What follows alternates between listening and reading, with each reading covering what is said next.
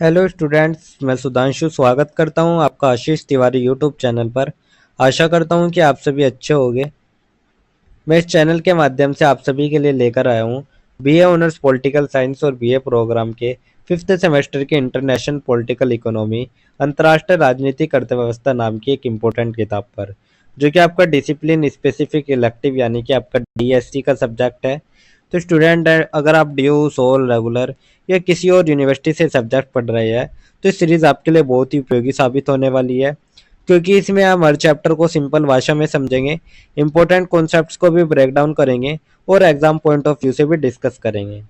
तो स्टूडेंट अगर आप DU SOL regular NCWEB and other किसी के भी सब्जेक्ट को समझना चाहते हैं आसानी से, तो चैनल को सब्सक्राइब जरूर कर लीजिएगा, वीडियो को लाइक कर लीजिएगा और अपने दोस्तों के साथ शेयर करना ना भूले। एंड सोल से रिलेटेड डेली अपडेट्स के लिए आप सभी हमारा व्हाट्सअप चैनल फॉलो कर लीजिएगा।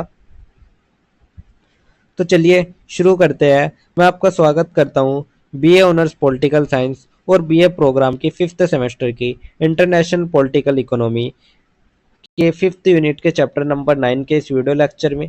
इससे पहले की वीडियो में हमने फिफ्थ यूनिट का चैप्टर नंबर 7 और चैप्टर नंबर 8 के बारे में इंपॉर्टेंट टॉपिक डिस्कस किए थे, और आज की वीडियो में हम यूनिट नंबर 5 के चैप्टर नंबर 9, जो कि हमारी लास्ट यूनिट और लास्ट चैप्टर रहने वाला है, इसी के साथ ही हमारा जो इंटरनेशनल पॉलिटिकल इकोनॉमी सब्जेक्ट है इसका सिलेबस भी कंप्लीट हो जाएगा। तो आज हम बात करेंगे यूनिट नंबर 5 के चैप्टर नंबर 9 वैश्विक नागरिक समाज के बारे में।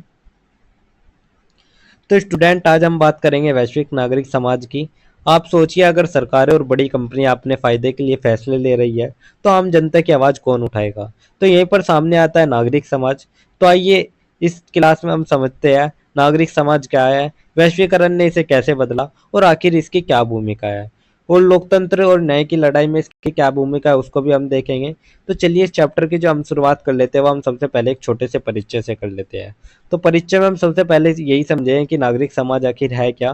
तो चलिए इस चैप्टर की शुरुआत एक परिचय से कर लेते हैं। परिचय में हम देखेंगे नागरिक समाज सिविल सोसाइटी, सरकार और बाजार के बीच मौजूद संगठन और संस्थाएं जो जनता की आवाज को प्रतिनिधित्व करती है। तो स्टूडेंट नागरिक समाज को हमें कैसे समझ सकते हैं। यह सरकार और बाजार के बीच की वह ताकत है जो आम जनता की आवाज बनती है, जैसे कि एनजीओ, सामाजिक आंदोलन, मानवाधिकार संगठन, मीडिया यूनियन, छात्र संगठन, धार्मिक और सांस्कृतिक संगठन। तो ये सभी हमारे नागरिक समाज के कुछ उदाहरण हो गए। यानी कि जब जनता को लगता है कि उनकी आवाज सरकार या कॉर्पोरेट तक नहीं पहुंच रही है तो नागरिक समाज ही उनके लिए आवाज बुलंद करता है। और जब यह नागरिक समाज राष्ट्रीय सीमाओं से निकलकर वैश्विक स्तर पर काम करती है तो इसे हम कहते हैं वैश्विक नागरिक समाज या फिर ग्लोबल सिविल सोसाइटी। जब ये संस्थाएं केवल राष्ट्रीय स्तर पर नहीं बल्कि वैश्विक स्तर पर काम करती है तब हम इनको वैश्विक नागरिक समाज कहते हैं। उदाहरण के लिए हमारे हो गए ग्रीन पीस पर्यावरण संरक्षण के लिए है, एमनेस्टी इंटरनेशनल जो कि हमारे मानव अधिकारों की रक्षा के लिए है, ऑक्सफैम जो कि हमारे गरीबी उन्मूलन के या गरीबी मिटाने की कोशिश के लिए है, डॉक्टर्स विदाउट बॉर्डर्स जो कि हमारी स्वास्थ्य जरूरतमंदों को स्वास्थ्य सेवाएं के लिए है। तो ये सभी हमारे कुछ उदाहरण हो गए वैश्विक नागरिक समाज के और नागरिक समाज के। अब हम इनकी कुछ भूमिका भी समझ लेते हैं, आखिर इनकी भूमिका क्या होती है। तो भूमिका इनकी होती है अंतर्राष्ट्रीय संगठनों यूएन, डब्ल्यूटीओ, आईपीओ पर दबाव बनाना। तो जो भी हमारे अंतर्राष्ट्रीय संगठन होते हैं उन पर दबाव बनाया जाता है इनके माध्यम से। जलवायु परिवर्तन, गरीबी, लैंगिक समानता, मानवाधिकार जैसे मुद्दों को वैश्विक बहस में लाना। तो ये सभी हमारे भूमिकाएं हो गई। यही था हमारा एक छोटा सा परिचय जिसमें हमने समझा हमारा नागरिक समाज और वैश्विक नागरिक समाज आखिर होता क्या है। इसके बाद जो हमारा नेक्स्ट टॉपिक आता है वो हमारा आता है वैश्वीकरण और वैश्विक नागरिक समाज का एक समायोजन। तो अब हम बात कर लेते हैं वैश्वीकरण और नागरिक समाज का संयोजन के बारे में। तो अब कहानी का दूसरा पहलू है हमारा ग्लोबलाइजेशन। तो वैश्वीकरण ने देशों और समाजों को जोड़ा, इंटरनेट और आईसीटी ने संवाद को तेज किया। तो जो वैश्वीकरण था उसने तो देशों को जोड़ दिया, लेकिन इंटरनेट और आईसीटी ने संवाद को भी तेज कर दिया। अब नागरिक समाज केवल राष्ट्रीय सीमाओं में बंधा नहीं है बल्कि वैश्विक स्तर पर नेटवर्क बनाकर काम करता है। तो अब जो नागरिक है वो समाज सिर्फ अपने देश तक सीमित नहीं रहा है बल्कि पूरी दुनिया में एक नेटवर्क बनकर काम करने लगा है। उदाहरण के लिए आप देख सकते हैं जैसे कि हमारा जलवायु परिवर्तन आंदोलन होगा जो कि ग्रेटा थुनबर्ग का फ्राइडेज ऑफ फ्यूचर है। दूसरा उदाहरण आता है वर्ल्ड सोशल फोरम, जो कि असमानता और अन्याय के खिलाफ वैश्विक मंच है एक।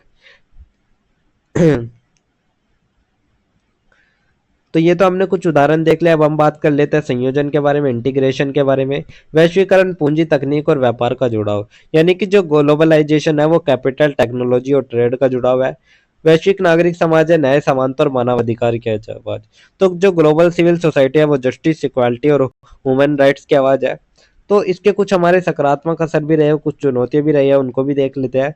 तो सबसे पहले हम सकारात्मक असर देख लेते हैं। सकारात्मक असर यही है, लोकतंत्र और पारदर्शिता को बढ़ावा मिला, साथ ही गरीब और हाशिए पर रह रहे लोगों की आवाज को वैश्विक मंच मिला। तो ये तो इसके सकारात्मक असर रहे, लेकिन इसके कुछ चुनौतियां भी रहे। उन चुनौतियों के बारे में बात कर लेते हैं। तो चुनौती आती है बड़े कॉर्पोरेट और शक्तिशाली देशों का दबदबा। तो बड़ी कंपनी और शक्तिशाली देशों का दबदबा इनमें बना रहता है। कई एनजीओ विदेशी फंडिंग पर निर्भर रहते हैं, उनकी स्वतंत्रता पर सवाल उठ जाता है। साथ ही वैश्विक उत्तर ग्लोबल नॉर्थ और वैश्विक दक्षिण ग्लोबल साउथ के बीच जो असमानता है, जो अमीर देश और गरीब देशों के बीच असमानता है, वो इसकी एक बहुत बड़ी चुनौती है। तो यही थी हमारी चुनौतियां, सकारात्मक असर, संयोजन और उदाहरण।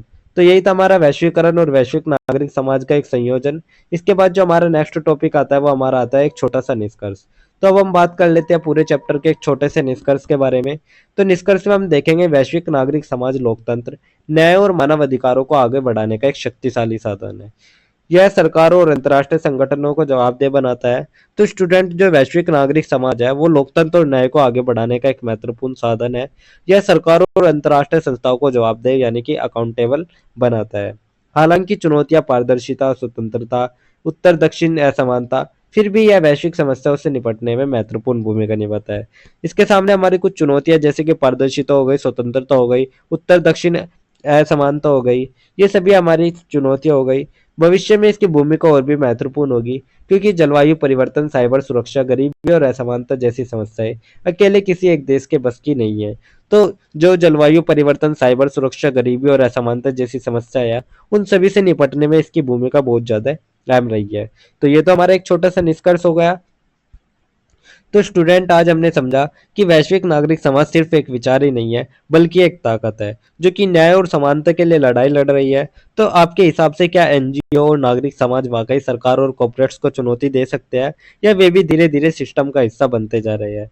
तो आप अपने विचार कमेंट बॉक्स में जरूर बताइएगा। तो यही था हमारा एक छोटा सा निष्कर्ष, जिसके साथ हमारा यूनिट नंबर 5 का चैप्टर नंबर 9 भी कंप्लीट होता है, और साथ ही हमारी यूनिट नंबर 5 भी कंप्लीट होती है। क्योंकि यूनिट नंबर 5 में हमारे तीन ही चैप्टर थे, चैप्टर नंबर 7, चैप्टर नंबर 8 और चैप्टर नंबर 9, जो कि मैंने आपको बता दिए। और इसी के साथ ही हमारा इंटरनेशनल पॉलिटिकल इकोनॉमी का सब्जेक्ट का जो सिलेबस है वो भी कंप्लीट होता है। क्योंकि इसके सिलेबस में हमारे टोटल 5 यूनिट थी, जिनको मैंने आपको एक एक करके बता दिया। तो यही थी हमारी इंटरनेशनल पॉलिटिकल इकोनॉमी सब्जेक्ट का सिलेबस। तो अगर किसी भी स्टूडेंट को ये पीडीएफ या नोट्स चाहिए होंगे, तो आप हमारे टेलीग्राम चैनल को ज्वाइन कर लीजिएगा, वहाँ आपको ये पीडीएफ या नोट्स मिल जाएंगे। एंड अगर किसी भी स्टूडेंट का किसी भी तरह का कोई भी डाउट या किसी भी तरह की कोई भी क्वेरी होती है, तो आप हमारे कमेंट सेक्शन में या हमारे इंस्टा पेज को फॉलो करके भी पूछ सकते हैं। डेली अपडेट्स के लिए आप सभी हमारा व्हाट्सअप चैनल फॉलो कर लीजिएगा। और अगर आपको ये लेक्चर उपयोगी लगा, तो वीडियो को लाइक करें, चैनल को सब्सक्राइब करें, और अगले सब्जेक्ट के लिए तैयार रहिएगा, जहां हम किसी अदर सब्जेक्ट के बारे में बात करेंगे। तो आप सभी का बहुत बहुत धन्यवाद। आपका दिन शुभ रहे।